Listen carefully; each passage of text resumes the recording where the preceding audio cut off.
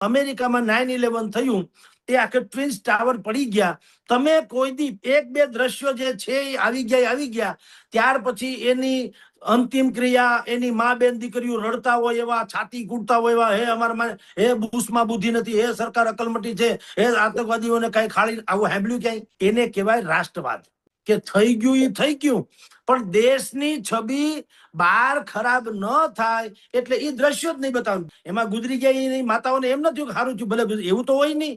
એને એમ જ દુઃખ તો લાગ્યું જ હોય. દરેકને માવતરને દુઃખ લાગે, સંતાનો વયા જાય, પતિ વયા જાય કે પિતા વયા જાય. પણ એ દ્રશ્યો દેશના હિતમાં બતાવવા ઉત્તમ નથી કે વિશ્વની મહાસત્તાઓની બેન દીકરીઓ છાતી કૂટતી હોય કે અમારા વડાપ્રધાનમાં કઈ બુદ્ધિ નથી, એ અમારા છોકરા મરી ગયા, એ ત્રાસવાદીમાં તો આ બેફામ થઈ ગયા છે, આ સરકાર નિકમી. એવું ડીંડક ન હોય. અને દેશની ઉપર ખતરો હોય ત્યારે વિપક્ષ ન હોય, કેવળ એક જ પક્ષ હોય, દેશનો પક્ષ.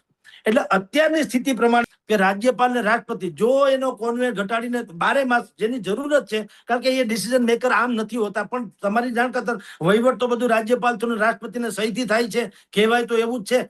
જે મોટા મોટા GR બહાર પડે કોઈ પણ પ્રકારની વાત હોય, તમે જોજો કે રાષ્ટ્રપતિ કે રાજ્યપાલશ્રીના આદેશ અનુસાર, ભલે એને ખબર હોય કે ન હોય, પછી કમસે કમ કાનૂની પ્રક્રિયા તો છે. એટલે એ જેમ મેયરને ફર્સ્ટ સિટીઝન કહેવામાં આવે, એમાં રાષ્ટ્રપતિ જે છે એ ભારતના પ્રથમ નાગરિક ગણાય, રાજ્યપાલ છે જે તે રાજ્યના ગણાય. હવે એની ઉપર કંઈક થાય તો દીદી અત્યારે જે લોકો સલાહના ટોપલા ઢોળે છે એ શું કે છે, રાજ્યપાલ સુરક્ષા ન હોય ત્યાં પછી ગામડાના માણસની શું હાલત હોય. હવે એનું શું કરી લેવું? આમાં બધી બાબતોથી તમે જુઓ ને સાહેબ, ઠીક છે આવું થઈ ગયું તો હવે ન થાય ની કાળજી રાખો. વિવેક બુદ્ધિ એટલે સર્વાંગી હિતને જોતા જે કરવું છે એવો દ્રષ્ટિકોણ હોય તો તમે કહો છે આમાં કોઈ વિરોધ ન થાય.